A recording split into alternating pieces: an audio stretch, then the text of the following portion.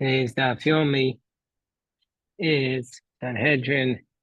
Lamed Beis. Actually, it's a daf yomi for Shabbos Kodesh, so we're recording it in advance. Daf yomi is dedicated for a shmir for the Chayalim, Atzal for the Shvuyim, and Yeshua for Am Yisrael. So we're going to start the fourth chapter, Echadine Mamanos, fourth chapter of Sanhedrin on the top of Lamed Beis, Amid Aleph. So today's daf yomi is dedicated for a shmir for the Chayalim, Atzal for the Shvuyim, and Yeshua for Am Yisrael. Says the Mishnah, Echadine Mamanos, Echadine Nefashos, Bedrisha L'Chakira. Whether it's a monetary case or whether it's a capital case, you have to do Drisha L'Chakira. Rashi says these are the Chakiros and the Drishos. These are the questions that you ask the witnesses, that you investigate the witnesses, as it says by the Dine Nefashos, but it says a capital case, the Darashta V'Chakartos. You have to do this cross-examination of the witnesses by both monetary and a capital case. Or we really should say by both a capital and a monetary case.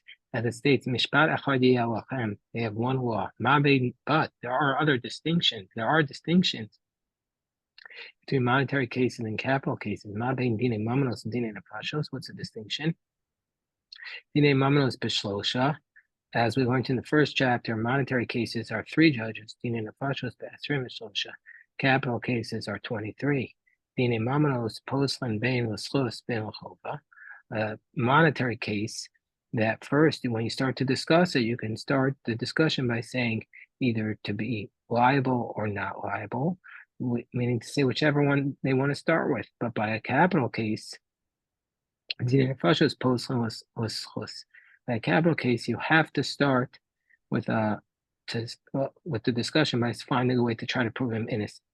But not to prove him guilty. In a monetary case, you decide on the basis of one judge, whether to be liable or not liable. But a dine nefashos, but a capital case, we decide on the basis of one witness, a capital case, or in 32a, we decide for one witness to make him innocent, but you need one judge to make him innocent, but 2 judges to make him guilty. A monetary case, then we will return the matter, whether, if you have a new evidence, whether to make him innocent or guilty, whereas in Dine Nefashos, but a capital case, we return him to say he's innocent, but we don't return the capital case to find a new reason to convict him. By a monetary case, everyone who's there, even the students who are sitting in front of the court, can raise up their hand and say we have a reason why he's innocent or guilty. Whereas Dine Nefashos, by a capital case, everyone can try to figure out a way to say that he is innocent, but you can't raise your voice if you're not in the court to try and say he's guilty. When it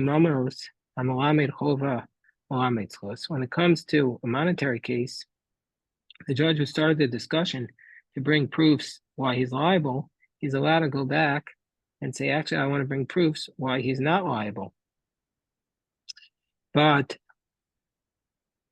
and the one who started with not liable can say he's liable, but by a capital case, the one who started the discussion and said he's guilty can be can go back and say he's not liable. But whereas by a capital case, the one who started the discussion and said he was innocent can't go back and say he's guilty. Rashi says this is logical because we say we require him to save him. And the Gemara on Daf Hamadal and Amalf is going to establish this.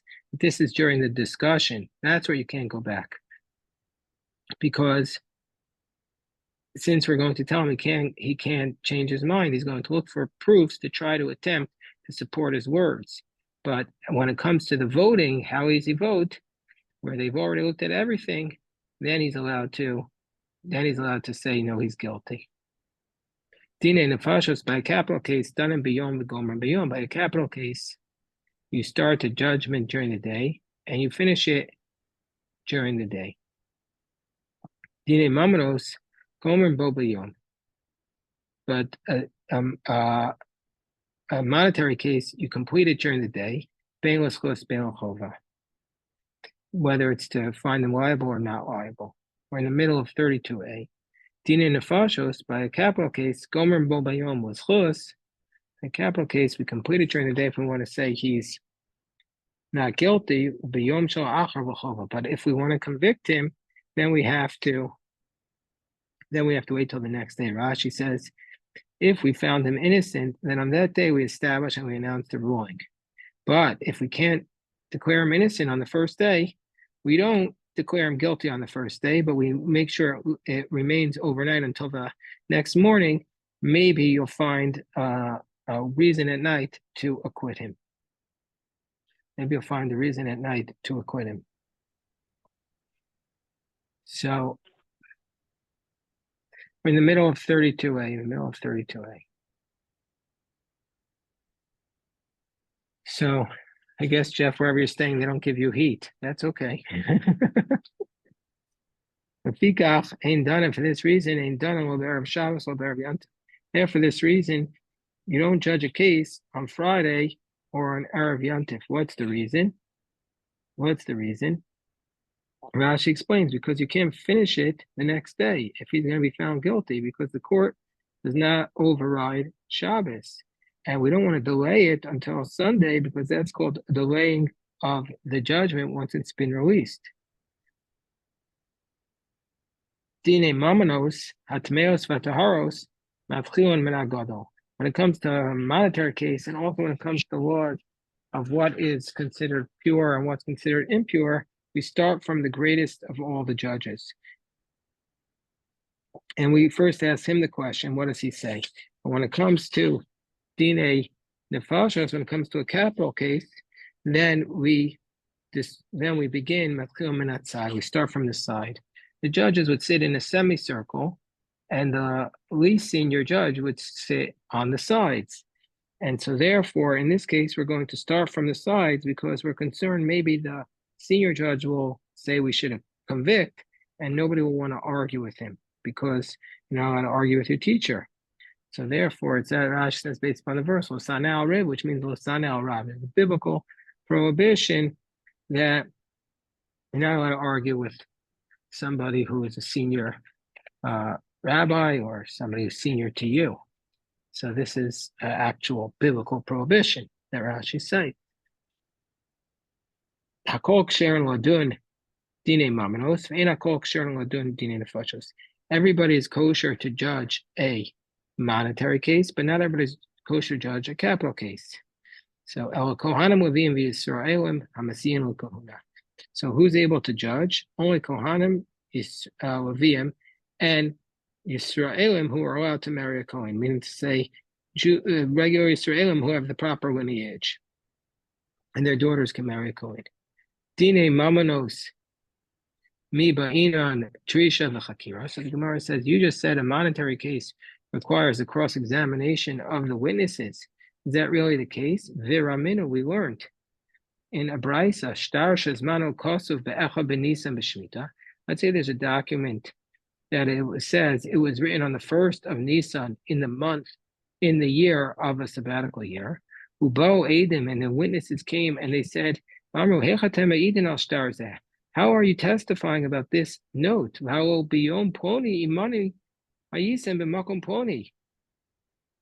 that day which they signed it, that 1st of Nisan, the witnesses were with us in a different place. So under those circumstances, the brisa says, Shtar kosher v'edav kasherim. The document is kosher, and the witnesses are kosher. Because chashinon, what's the reason? Gemara explains, chashinon shemeichru v'kosvu. We say that the witnesses testified it, but they put on the note, they post-dated the document, which is okay. Predating the document is a problem because maybe you're going to go and make a claim against the people who purchased property from the borrower. But post-dating it is no problem. It's just giving less of ability to collect to the lender. And if you want to say, no, we need to cross-examine the witnesses, if you want to say that we need to cross-examine the witnesses, then how can we say we suspect that maybe they wrote it at that they post-dated the document?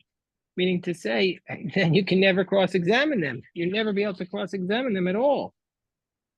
Is because anytime that the date and the time is not really relevant, then and it can't be contradicted. So then, what's the point of cross-examining them? So the Gemara, rather than asking that question, says, "Why are you asking me the question from the Brisa? We have a better question. You could ask from a Mishnah. Mishnah is a stronger question than a Brisa, even though they're both written at the same time. Brisa is not as authoritative as a Mishnah. So the Gemara says, "Utameich." According to your logic, Tikshu Chamas Nisan, we have a Mishnah. And where is this Mishnah? The Mishnah in Shavias. The Mishnah says, if you have a predated document, it's disqualified because, again, the people who purchased the property now have exposure because it says that the loan was given before they purchased it when really the loan was given after they purchased it. A post-dated document is ksherin. And if you're going to say that we need to cross-examine the witnesses, mucharin, I'm like ksherin, then why are post-dated documents kosher? Where it says how kosher? No, it's not difficult to say why we didn't ask from the Mishnah why we preferred the Brisa. The Adifamina, the Brisa is a stronger impression. The Adifamina Kamrina. The Afilu be'echa b'Nisan b'Shmita, even though the document was written that the loan took place on the first day of the month of Nisan in the Shemitah year. Guess what? What's the Shemitah year? The loans are all forgiven come the sabbatical year. So who's going to lend out money knowing that if the guy doesn't pay you back in 6 months, you're out of luck?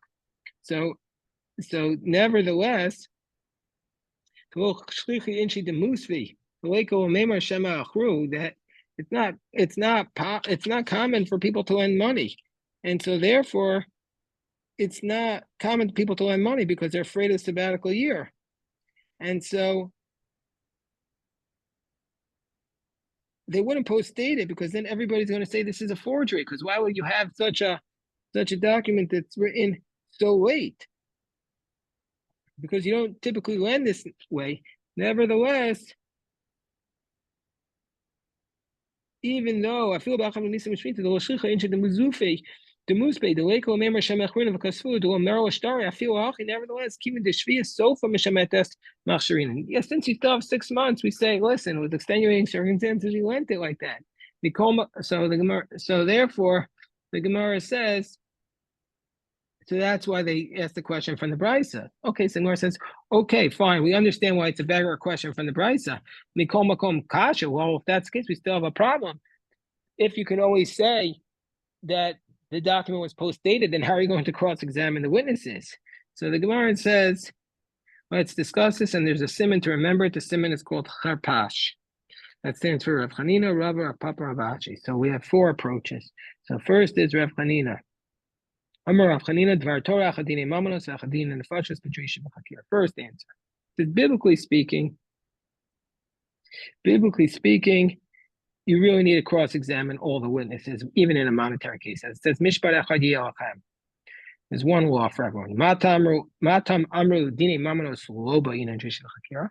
Well, if that's the case, why do we not require it by a monetary case? But technically speaking, you require it because the Torah says so. But then we're worried that nobody's going to lend money if when they produce their witnesses, they're going to have to go through a deposition and be cross-examined for the next 2 weeks. So therefore, we say you don't require it. And so therefore, our Mishnah is talking about the Brisa is on a biblical level before the Takana. Our Mishnah is on a biblical level before the Takana when it says that you need it by, and our Mishnah when it says Dini Nefash Dini Mamos, and the Brisa of the Rabbanan with Shvius is after the Takana. So it says if that's the case, Al Miyata, if the judges made a mistake by a monetary case, they shouldn't have to pay. Why? Because Rashi explains, if we would have allowed them to cross-examine, they may have figured it out, and they wouldn't have made a mistake. So we shouldn't make the judges pay under those circumstances. Now that we took away their tool of cross-examining, Gemara says no. Kol shekain shetinol dalsh b'fnei Lavan. No, if you're going to say the judges don't have to pay if they make a mistake, nobody's ever going to lend money. Second answer, Rava Amar Masnisin Dahacha Bedine Kanasos. Our Mishnah, which says you cross-examine the witness, that's by kanas. The kanas is punitive damages, where it's not the exact amount of the damage; it's a greater or lesser penalty. The idach, but the brisa, which says you don't, bodos valvos, is by loan. By a kanas you do it, whereas by a loan you don't. So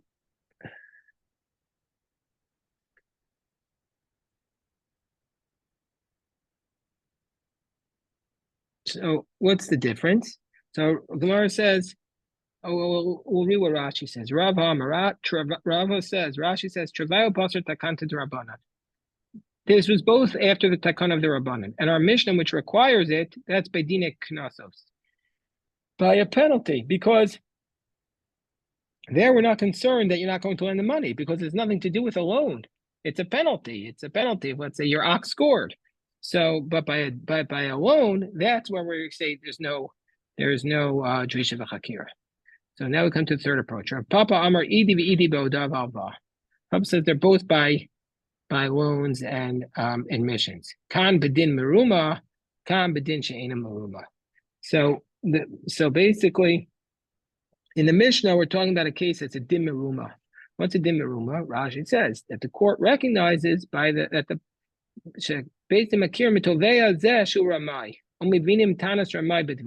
court recognizes that the guy who is making the claims is suspicious, and so therefore we cross-examine the witnesses. But if it's not something that's suspicious, we don't cross-examine them. Like Reish Lakish taught, the Reish Lakish Rami Ksiv. Reish Lakish said there are two contradictions. It says in one pasuk, but tzedek tishbot amisecha. It says you should judge your colleague with justice. Ksiv tzedek terdof. But it also says you should pursue justice. So in one verse it says tzedek tishbot, but it doesn't say it twice. Why doesn't it say tzedek? So it's to warn the court to be so careful. When it says tzedek, it means with cross-examination.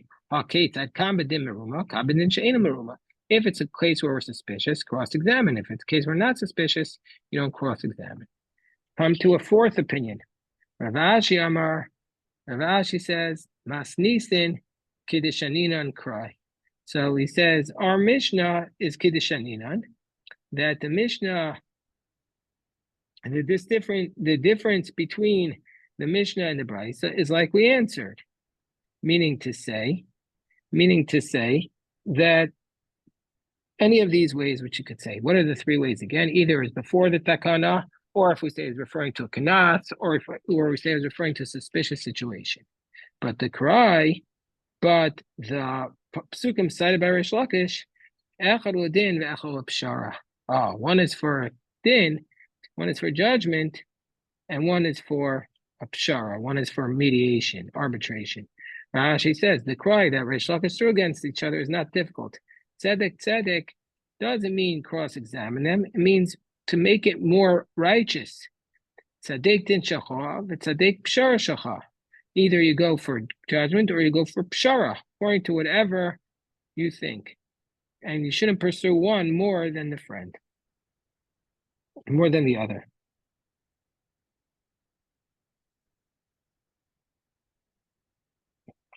How so? Kedetanya, tzedek terdof. What does it mean? Why does it say tzedek terdof? Justice pursue. What does that mean? Echo adin ve'echo pshara. One is for a court, one is for a compromise. Ketzad, shtei sfinos ovos benar upagu zeh b'zeh. Two ships are coming in the river and they encounter each other. Im ovros shtei, and if they both try to cross at the same time, shtei and tovos, they're both going to sink. B'zeh achar zeh, but if they go one after the other, shtei and ovros, then they'll be able to make it. Chayin shnei gemalim, two camels, shayolim b'malos, they're both going up a narrow path. B'malos beis charon, ufpagu zeh b'zeh, and they encounter each other. Imol shneim, if they both try to go up, shnei and ofan, they both fall. B'zeh achar zeh, shnei and owen. Then they'll be able to succeed. Haketzad, Tu'una v'she'ena tuna. So what do? The one who has a burden and the one who doesn't have a burden. Tidacha she'ena tuna mipnei tu'una. Let the one who has the burden go first. Krova v'she'ena krova. Let's say one is closer. Tidacha krova mipnei she'ena krova. Let the one who's closer go first. Are you staying krovos or staying close? Let's say both of them are the equally distant, or both of them equally have the same burden. Then we just say, okay, you are going to make more money, so just make a compromise. For this case, we say, for this reason, that's what it means, tzedek tirdov. It means to make a compromise. Tanaraban, another idea of what does it mean when it says tzedek tirdov? Justice shall you pursue. Go and find yourself a good court. Find yourself a good court. What does that mean? Achar Rabbi Elazar Lud, follow Rabbi Eliezer to Lud, Achar Rabbi Yochanan Zakei V'Orchayo, or after Rabbi Yochanan Ben Zakei to V'Orchayo. Tana, we learned in the Brisa, Kol Rechaim Beborni, if you hear the sound of a Rechaim, of a millstone in Borni, Shavua Ben. They're saying it's the week of the boy being born. Shavua Ben. Rashi says this is a sign that there's a bris that week. And they're saying Shavua Ben. And the mill is a sign for the grinding of the spices, because that's what they would do for the baby. And it was a time of the persecution that they made a decree that you're not allowed to circumcise. So they were afraid to announce the bris, so therefore they would just run the millstone, and then everybody would know it's a bris. Or on Erbabror, but let's say you see the light of a candle in Bor Chayil, Mishtesham. It says, if they're saying there's a party there, there's a party there. Rashi says, if you see the light of the candle during the day, or if you see multiple candles at night, that's a sign as though they're screaming out party, and that there's a party. So it doesn't tell us what type of party it is exactly, but it must be that this will be a bris. So some want to say that this is the source for carrying the candles down the wedding. Some people wear the candles down the choson, down the wedding. So this is the source for the idea of carrying the candles down the aisle at the chuppah. Tana Rabbanan tzedek tirdof, justice you shall pursue. You go after the chachamim to the yeshiva. Meaning to say that was the place of the central court. That's where the court was established. Achar Rabbi Eliezer Lelud, Achar Rabbi Yochanan Zakei Levorchayo, Achar Rabbi Yeshua Pekin, Achar Rabbi Gamliel Yavne, Achar Rabbi Akiva Bnei Brak, Achar Rabbi Matzi Leromi, Achar Rabbi Chanina Ben Teradio Lesichni, Achar Rabbi Yossi Letzipori, Achar Rabbi Yudah Ben Bisar Letzavin, Achar Rabbi Shua Ben Be'etzera, Achar Rabbi Shua Legola. They're listing all the places. Achar Rabbi Lebeisharim and Achar Chachamim. And now we say Dine Mamanos. Now come to monetary case. We start with Ozakos, but Dine Nefashos, we start Dine Mamanos. You could open up either way, but in a capital case, you have to open up to find them in this. What do we say? This is what we say. Mi Amar Kedekam Riso. How they're saying, like, how do you know that that's what's happened? I'm like, but by doing that, aren't we put a muzzle? Aren't we putting a muzzle on the witnesses? So they said that's the whole point. We move them around. We move the witnesses around. We want to try and confuse them. And so that's what we want to do. So that's what we're trying to do. Gemara says, there, we're trying to discourage them to testify. But this is an overt act of threatening them. We're really attacking them. And this is what we say to them. We ask the person, do you have witnesses to be mazim these witnesses, to impeach these witnesses? Well, you're starting with a merit for this one, but that's a demerit for this one, because then these witnesses will get killed. So the Gemara says, "Umi avi chovaso." Is it really a demera? It's not really a demera for him because the witnesses who are impeaching witnesses, they can only be punished and killed if the other person was actually, if there was a ruling. But in that case, it's not a ruling, so they wouldn't be punished that way. The Gemara says, this is what I meant.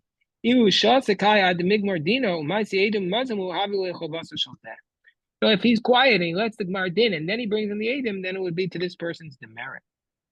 We ask him, do you have witnesses to contradict them? Those are not impeaching witnesses, contradicting witnesses, and the punishment is not severe. There's no punishment actually. Rav Kahana Amar midivrechem nizdako poni. Rav Kahana says that we say from your words, this person can be found innocent, which is a big question because how can you say that? Meaning to say, they try to say that, they try to say something, even though it's not true, but they start to to set the tables.